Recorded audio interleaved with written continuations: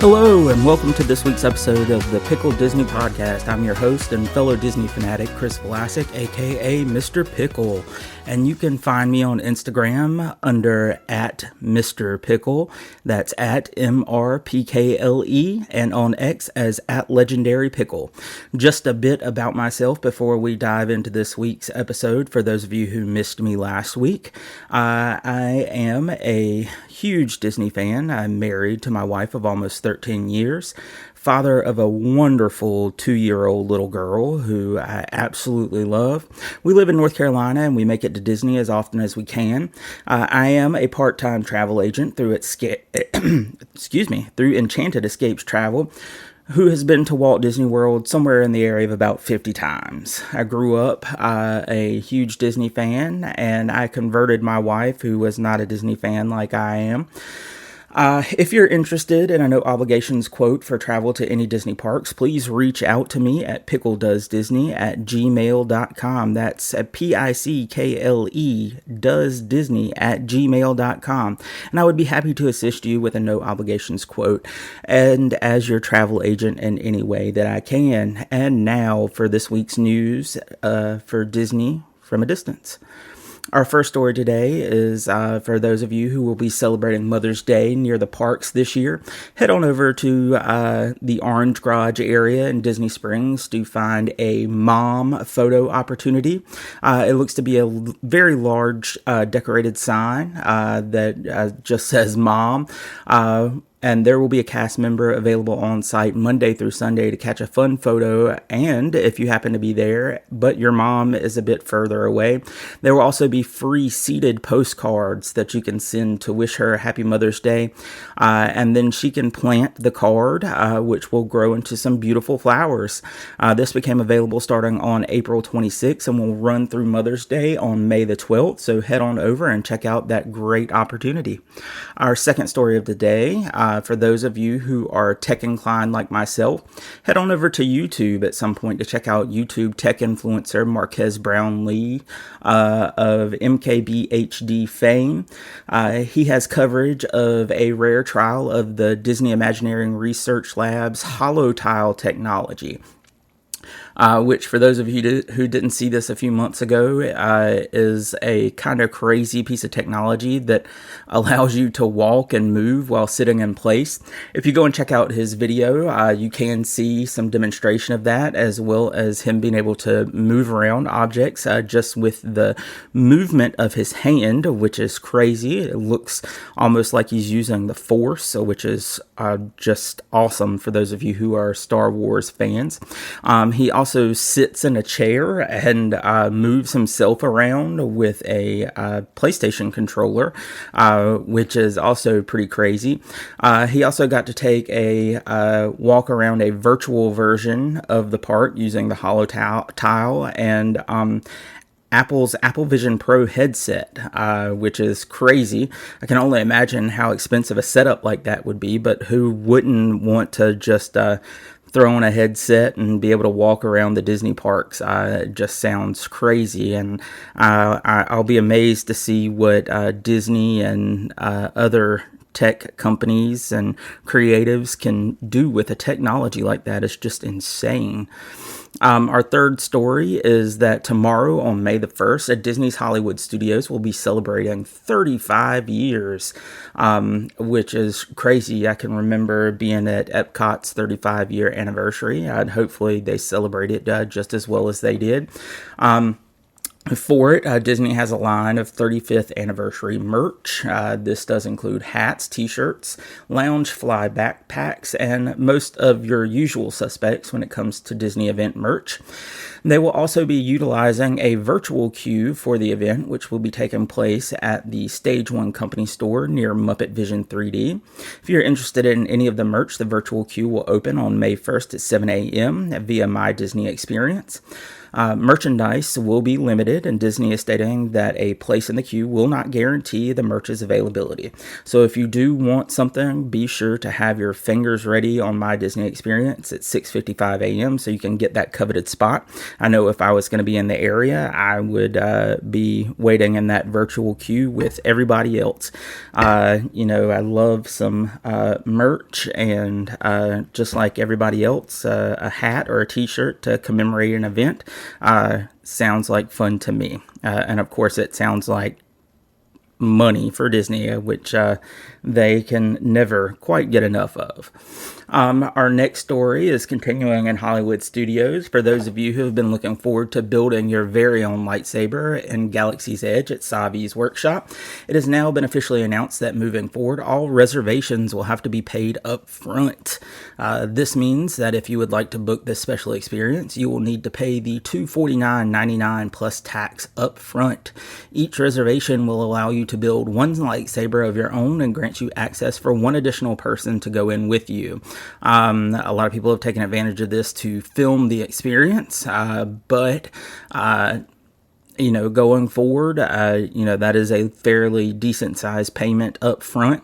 All builders must be age 5 and up to participate in this experience. So if you have any little Star Wars fans, feel free to go ahead and set up this reservation. If you'd like, you can contact me and I'll be happy to set something up like this for you for your Disney trip. Yeah, this is crazy. They want that full price up front, so I guess it'll make people think twice before booking this experience, because that's a lot of money to fork over at one time. But then again, if you're looking at getting a $250 lightsaber, maybe it's no big deal to you. Let me know if this is something you will be taking part in, or how this new experience booking where you're paying that $250 up front affects you or your family members. Moving on from there to Epcot, the dates and first details have been announced for those of you looking forward to one of my favorite events in Epcot. That is, of course, the Food and Wine Festival. This year, the Food and Wine Festival, brought to you by Corksicle, will take place August 29th through November 23rd of 2024, meaning that this year's festival is notably shorter than last year's, leaving most of the end of summer open, as Flower and Garden will be ending, I believe, in June this year, if I'm not mistaken. So I guess they're trying to leave room for Communicore Hall, which I believe opens on June 10th, and will be having its own events and fun going on there. Many of your favorite global marketplace items are returning. There will be some new fare as well, as we can always expect. All of your favorite merch that's covered in that little purple dragon figment will be available as usual. And so you can expect Spirit jerseys, Loungefly backpacks, Corksicles, Tervis tumblers, the usual. This year's event will also incorporate the Communicore Hall, which will add some new and exciting elements. The Eat to the Beat concert series returns as well, as the Eat to the Beat dining packages. So if you are looking forward to any of the concerts once they're announced, feel free to get one of those dining packages set up to guarantee your seat at the concerts. These are always fun, and a lot of the music is amazing. I know people have their favorites, and we'll look forward to seeing the list of the Eat to the Beat concert participants. That is all our real news for this week, and right now I'm going to continue my talk from last week with a new quick list that is going to be my 5 favorite must-dos at Epcot. And Epcot is a big one for me. It didn't used to be, but I guess growing up, it kind of leaves its own little mark on you. I used to be a huge drinker, but not doing that. My favorites have kind of changed a little bit. So my first one is that I always have to do Living with the Land. And I know a lot of people say that it's super boring, but the science behind Living with the Land has always been intriguing to me. And that boat ride through the greenhouse and seeing how they've technologically help these plants grow and thrive in this area is just amazing to me. I mean, we're talking about tomato trees and, hydroponically grown lettuces and plants. It's just amazing to me. And it never fails to impress me every single time I go through there. Sticking in the area, my number 2 is I always have to go on Soarin'.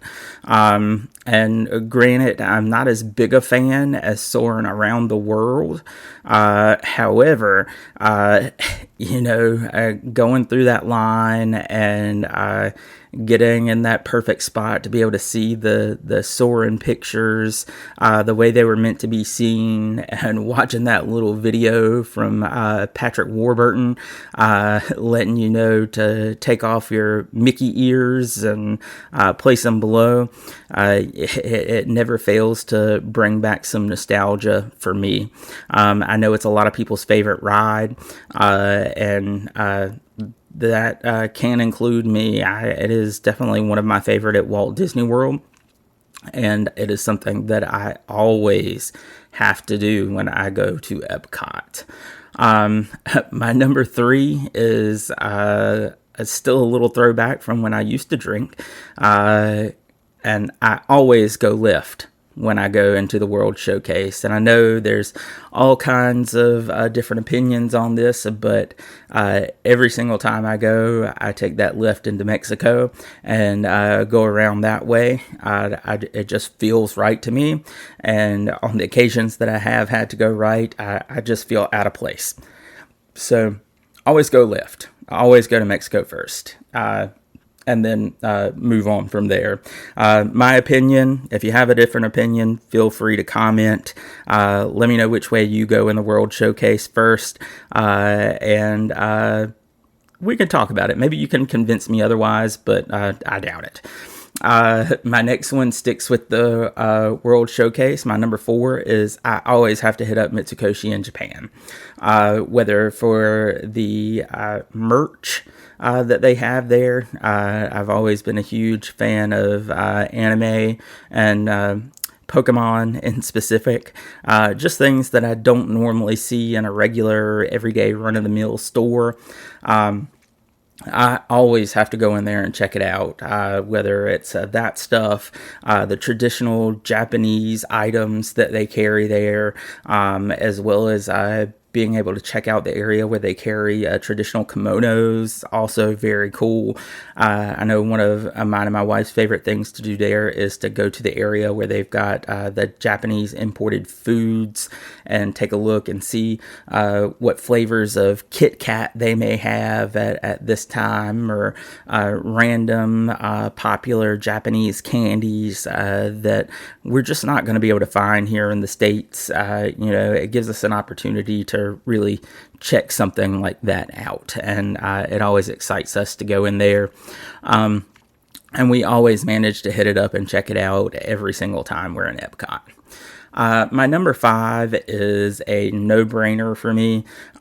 We always participate in whichever festival is going on at the time we're there, whether that be Festival of the Arts or Flower and Garden Festival, Food and Wine, and this year we'll actually be doing Festival of the Holidays. So I'm really looking forward to that. It'll be my first time at Walt Disney World during the Christmas season, and it'll be the first time I really get to check that out, as well as my wife and 2-year-old, and we are just super excited to get to experience that this year. And if you have any favorites you like to do during Festival of the Holidays, please let me know, because I'm looking forward to experiencing it for the first time. All right, and just like last week, I have a bonus. This past year, I was lucky enough to get a spot to check out Cosmic Rewind, and that is my bonus number 6. It will be something that I try to do every single time I go. I'm a huge roller coaster fan, and that one was just so innovative to me with its backward launch and its Omni Coaster cars, where it spins you around to check out the different sets they've set up. It is really just an amazing experience. For those of you who haven't ridden it at this point, if you love a roller coaster, check it out. I will warn you, the spinning could probably give some people some pretty decent motion sickness, but it was really just an amazing experience. Hard to get into, just like I was talking about with that virtual queue for the merch. There is a virtual queue for Guardians right now, and if you want to check that out, I'd recommend getting up early that day and having that finger ready to get added into that virtual queue.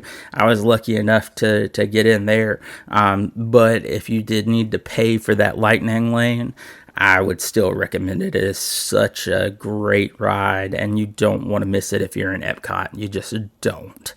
All right, so that is my quick list, my 5 must-dos at Epcot with the bonus number 6 of Cosmic Rewind.